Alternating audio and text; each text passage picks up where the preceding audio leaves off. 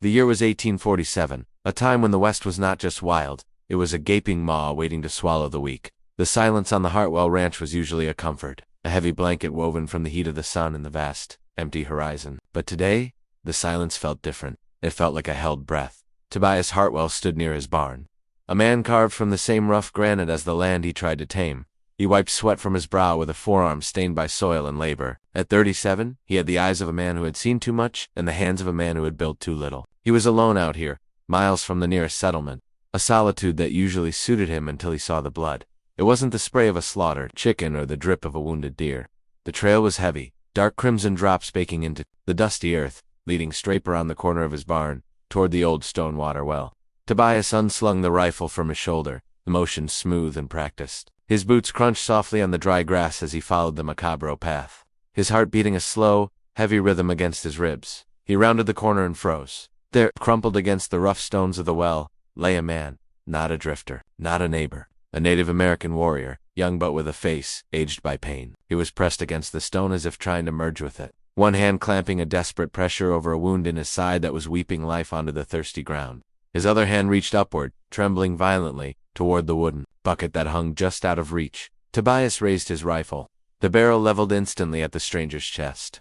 In this territory, finding an Indian on your land wasn't a social call. It was usually a precursor to smoke and ash. The local wisdom, preached in every saloon and church from here to the border, was simple: shoot first, bury deep, and never look back. The warrior froze, his dark eyes locking onto the barrel of the gun, then shifting to Tobias's face. There was no hate in them, no rage, only a raw, terrifying exhaustion. He didn't reach for the knife at his belt. He didn't try to shout a war cry. He simply looked at Tobias, and then, with the last reserves of his strength, he pointed a shaking finger at the water bucket. "Water?" he rasped, the English words sounding like grinding stones in his dry throat. Tobias's finger hovered over the trigger. This was the moment. This smart choice. This safe choice. Pull the trigger, drag the body to the ravine, and sleep soundly tonight. But the image of the drought of 44 flashed in his mind, the memory of his own throat closing up, the delirium of thirst that had almost claimed him. He saw that same desperate, human need in the warrior's eyes. It transcended the war, the politics, and the hatred that saturated the frontier. Slowly, agonizingly slowly, Tobias lowered the rifle. He saw the shock register on the warrior's face. Tobias stepped forward, grabbed the wooden bucket, and dipped it into the cool depths of the well. He brought it up, water sloshing over the rim, and knelt beside the man. He didn't hand it to him. He held it to the stranger's cracked lips, tilting it gently. The warrior drank like a man saved from drowning. Water spilled down his chin, washing away streaks of war paint and dust, mixing with the blood on his chest. He drank until he gasped for air, his head falling back against the stone well. "Thank you," the warrior whispered, his breathing shallow. Tobias sat back on his heels, the rifle still within reach. "You're hurt bad," he said, his voice gruff. "That's a bullet hole." The warrior nodded slightly. "Ambush?" Tobias leaned in, closer to inspect the wound. It was fresh. The powder burns on the buckskin shirt suggested close range. "Who shot you?" Before the warrior could answer, a sound cut through the heavy afternoon air. It was a sound Tobias knew better than his own. Name hoofbeats, many of them, and they were riding hard. The warrior's eyes went wide, the fear returning instantly. He struggled to sit up, groaning through gritted teeth. He made a sharp, cutting motion across his throat and pointed toward the horizon. "Killers. They are coming." Tobias stood up and looked toward the ridge. A cloud of dust was rising against the blue sky, moving fast toward the ranch. He looked back at the wounded man. If the riders found him here, they would kill him. And if they found Tobias helping him, they would hang Tobias from the nearest oak without a second thought. "Get up!" Tobias hissed, grabbing the warrior under the arm. "We have to hide you." It was a clumsy, painful dance, but Tobias managed to drag the man into the dark recesses of the root cellar behind the barn, covering the wooden hatch with hay and old crates. He ran back to the well, grabbing a bucket of water to splash over the bloodstains on the ground, frantically scrubbing the dirt with his boot. He had just finished kicking fresh dust over the mud when the riders crested the hill. There were 6 of them. They rode like a storm front, dark coats flapping, horses foaming at the mouth. At the lead was a man Tobias recognized with a sinking feeling in his gut, Marshal Dixon Webb. Webb was a man whose reputation was written in blood. It was the law, but a version of the law that twisted to fit his own greed. He didn't arrest men. He ended them. The posse thundered into the yard, pulling their horses to a halt just feet from where Tobias stood. Dust swirled around them, coating Tobias. Fazy didn't flinch. He leaned against the well, crossing his arms, trying to look like a man whose biggest worry was a broken fence post. "Afternoon, Marshal," Tobias said, his voice steady. Webb didn't smile. He sat high in his saddle, his pale blue eyes sweeping over the ranch with the precision of a vulture, scanning for beyond Hartwell. He nodded, his voice carrying a lazy, dangerous drawl. "You look nervous? You're just not used to so much company." Tobias lied. Do I owe the pleasure?" Webb dismounted, slowly, his spurs jingling in the silence. He walked toward Tobias, his hand resting casually on the pearl handle of his revolver. "We're tracking a fugitive, a renegade Indian. Killed a colonel 3 days ago. Left a trail of blood that seems to lead right to your front door." Tobias felt a bead of sweat trickle down his spine. "I haven't seen any Indians. Marshal, been working the south pasture all day?" Webb stopped a few feet away, invading Tobias's personal space. He smelled of tobacco, horse sweat, and old violence. He looked down at the ground, at the patch of damp, freshly turned earth near the well. "Is that so?" Webb murmured. He crouched down, touching the wet dirt with a gloved finger. He rubbed the soil between his thumb and forefinger, inspecting the color. "Because this looks like you've been scrubbing something away, Hartwell, and it smells like copper." Webb stood up, his eyes locking onto Tobias's with a cold, predatory gleam. The other 5 deputies fanned out, their hands hovering over their weapons. The air grew tight, electric with the threat of violence. "You know the penalty for harboring a fugitive of the territory?" Webb asked softly, stepping closer until he was breathing in Tobias's face. "It's treason. And treason hangs." Tobias stayed silent, his heart hammering against his ribs like a trapped bird. He glanced imperceptibly toward the barn where the wounded man lay hidden beneath the floorboards. "I told you," Tobias said, forcing his voice not to crack. "I haven't seen anyone." Webb stared at him for a long, agonizing moment. Then a cruel smile touched his lips. "Well then," he said, turning to his men, "search the place. Burn the barn if you have to. If he's here, he'll scream when the flames hit him." As the deputies moved toward the barn with torches in hand, Tobias realized the game was over. He tightened his grip on his hidden knife, preparing for a fight he couldn't win, when suddenly a voice rang out from the root cellar, strong, clear, and speaking perfect English. "Stop." Webb spun around, his gun clearing its holster in a blur of motion. The cellar doors burst open, and the wounded warrior emerged, holding himself up with the doorframe. He wasn't looking at the deputies. He was looking straight at Marshal Webb. "Let the rancher be," the warrior said, his voice trembling with pain but commanded by authority. "I am the one you want. Well, we both know why you really came here, don't we, Marshal?" Webb's face went pale, the color draining away instantly. It wasn't the face of a lawman finding a criminal. It was the face of a man seeing a ghost. "You, .. Webb whispered, his gun wavering slightly. The warrior smiled, a grim, knowing expression. "Yeah, it's me and I'm not dead yet." The silence that followed the warrior's emergence was heavy enough to crush a man. Marshal Webb's hand hovered over his gun, his knuckles white, but for the first time in his career, he didn't pull the trigger immediately. The ghost of a secret, he thought, buried had just walked out of a root cellar, bleeding but defiant. Tobias Hartwell took a step closer to the wounded man, positioning himself between the marshal and the invalid. He didn't know the full story, but he knew fear when he saw it.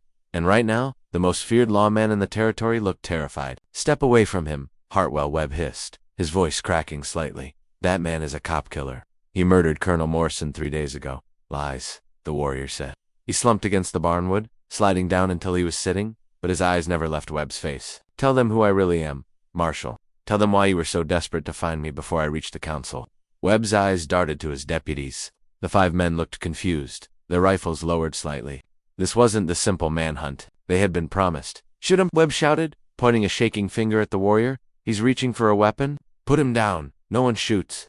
Tobias roared, raising his own rifle. It was a foolish move, 1 man against 6, but it froze the moment. The warrior took a shallow breath, wincing as fresh blood stained the bandage Tobias had applied. "My name is Ayana," he said, his voice carrying across the yard with startling clarity, "son of Chief Takakota of the Northern Apache.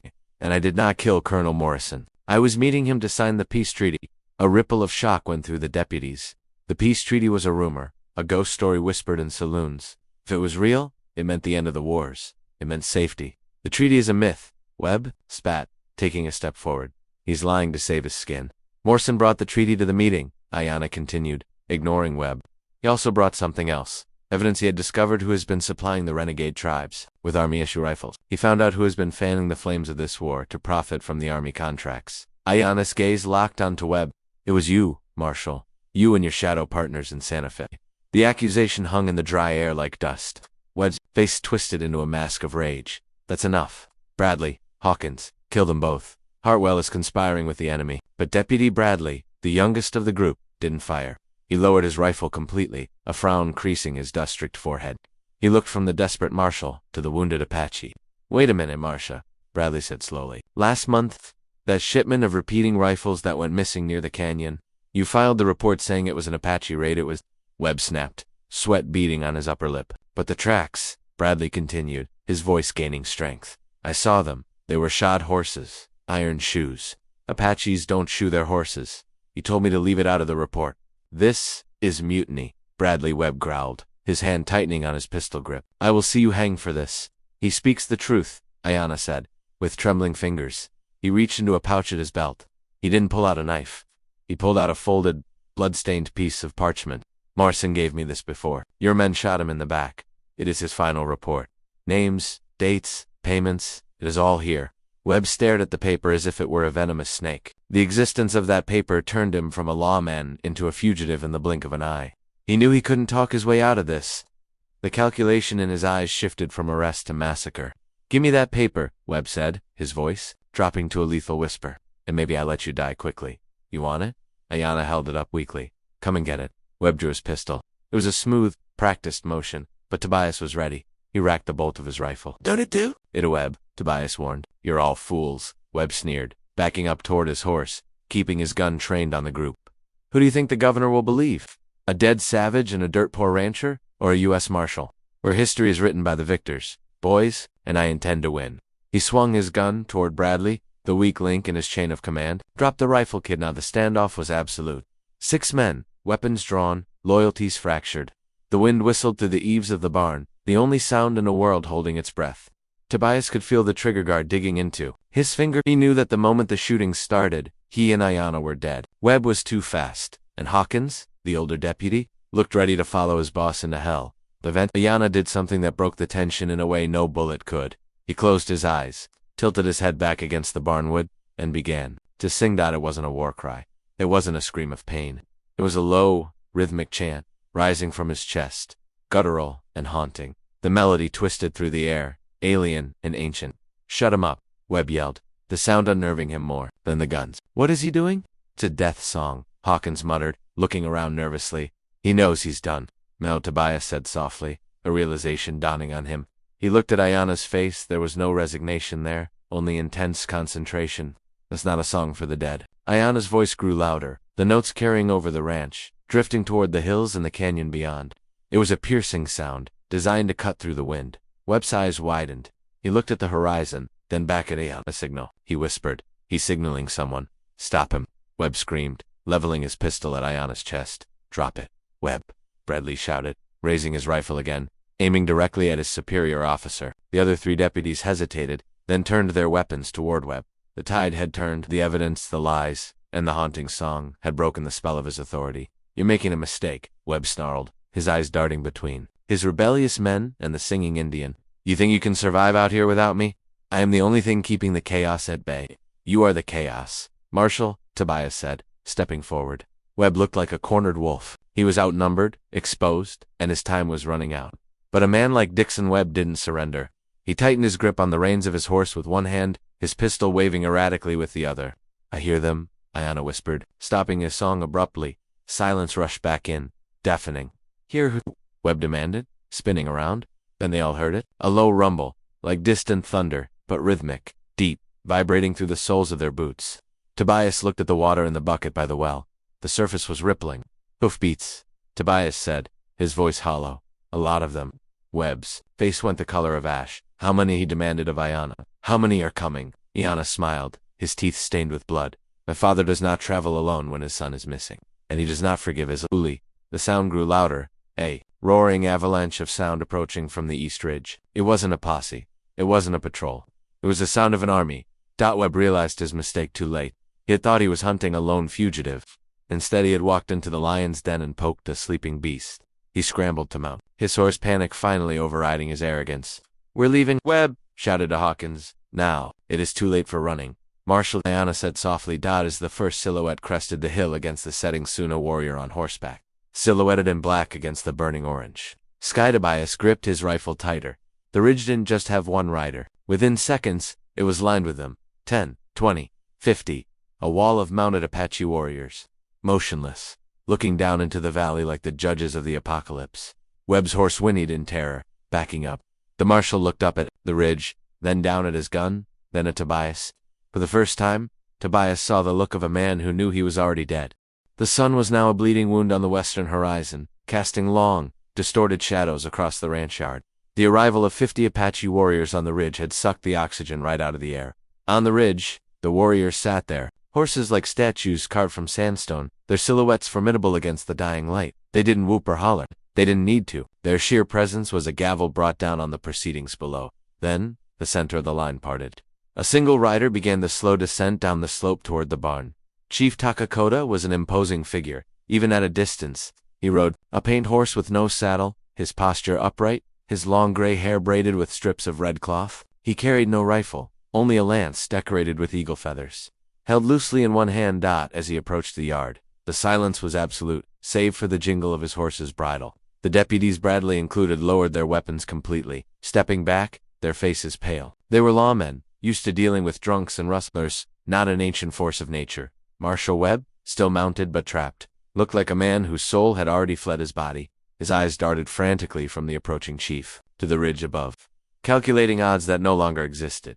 Chief Takakota reined in his horse 10 feet from where Ayana sat against the barn. The old chief's obsidian eyes took in everything in a single glance. The terrified marshal, the defiant deputies, the rancher standing guard with a rifle, and finally, his wounded son. He dismounted with a grace that belied his age.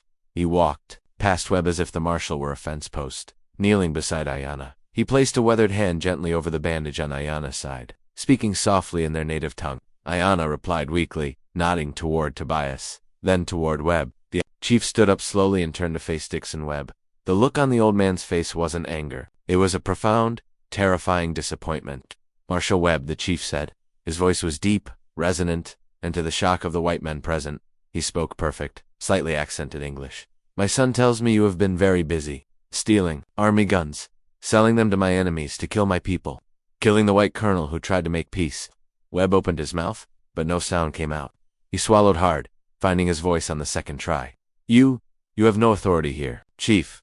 This is his territory." Takakota stepped closer. His presence was overwhelming. "This is the land. Authority belongs to those who honor it. You have poisoned it with greed and blood." "He's lying," Webb shouted, desperation cracking his veneer. "It's a conspiracy. Bradley, arrest this man." Deputy Bradley didn't move. "The conspiracy is yours, Marshal. We all heard it. We all saw the proof." Webb looked around, realizing he was truly alone. Even Hawkins, his loyal dog, was slowly backing his horse away toward the open gate. Webb's world built on intimidation and corruption had collapsed in the span of an hour. A cornered animal is unpredictable. Tobias saw the shift in Webb's eyes a second before it happened. The moment's self-preservation turned into spiteful nihilism. If he was going down, he was taking the cause of his downfall with him. "To hell with you all," Webb roared. He spurred his horse violently, not to escape, but to close the distance to Ayana. At the same time, he raised his pistol, aiming point-blank at the wounded man's head. The Apache warriors on the ridge shrieked a collective cry of rage, and began to charge down the slope. But Tobias was closer. Tobias dropped his rifle and lunged. He wasn't a fighter, but he hit Webb with the full force of a man protecting his home. He slammed into the marshal just as the gun went off. The bullet tore harmlessly into the dirt near Ayana's feet. Tobias dragged Webb out of the saddle. They hit the ground hard, a tangle of limbs and dusts. Webb fought viciously, clawing and punching, fueled by panic. But Tobias had the leverage of rage at having his peaceful existence shattered by this man's greed. He pinned Webb to the ground, driving a fist into the marshal's jaw. Once, twice, ending the fight. Tobias lay there for a moment, panting, dust coating his sweating face, pinning the unconscious marshal to the earth. He looked up to see 5 deputies with their guns trained on him, and 50 Apache warriors pouring into the yard. Surrounding them all, the noise was deafening as the horses slid to a halt, dust choking the air. Lances were raised. Bows were drawn. The slightest wrong move would turn the ranch into a slaughterhouse. Chief Takakota raised a single hand. The wall of noise instantly ceased. The warriors froze, awaiting a command. The chief walked over to where Tobias was slowly getting to his feet. The old Indian looked down at the unconscious marshal, then up at the white rancher whose nose was bleeding from the scuffle. For a long, tense moment, the two men just looked at each other across the cultural divide that defined their world. Then Chief Takakota did something that none of the white men had ever seen. He reached out and placed his hand firmly on Tobias's shoulder. "Ayana says you gave him water when you should have given him a bullet." the chief said quietly. He says you stood between him and death when the law came for him. Tobias wiped the blood from his lip. He needed help. That's all. The chief nodded slowly. In these times, that is all, is everything. He turned to his warriors and spoke rapidly in Apache. The tension in the yard broke. Weapons were lowered. The air became breathable again. Takakota turned back to Tobias. He unclasped a heavy silver amulet set with turquoise from around his own neck. He held it out. My father wore this, Takakota said. Now you wear it. No Apache will ever harm the man who wears Takakota's silver. You are no longer a stranger. To these lands, Hartwell, you are kin. Tobias accepted the amulet, the metal cool and heavy in his hand. He didn't have the words to respond, so he just nodded. Depai Bradley and his men stepped forward, pulling the groggy web to his feet, and, shackling his hands, they secured the evidence pouch from Ayana. We'll take him to Santa Fe, Chief, Bradley said respectfully. With Morrison's report and our testimony, he'll hang before the month is out. See that he does? Takakota replied coldly. To warriors. Helped Ayana onto a spare horse. He looked pale, but his eyes were bright. He rode over to Tobias. You saved the peace today, Brother Ayana said, extending his hand. Tobias grasped it a firm, solid handshake between two men who had seen the worst of the frontier and chosen the best in themselves. Take care of yourself, Ayana.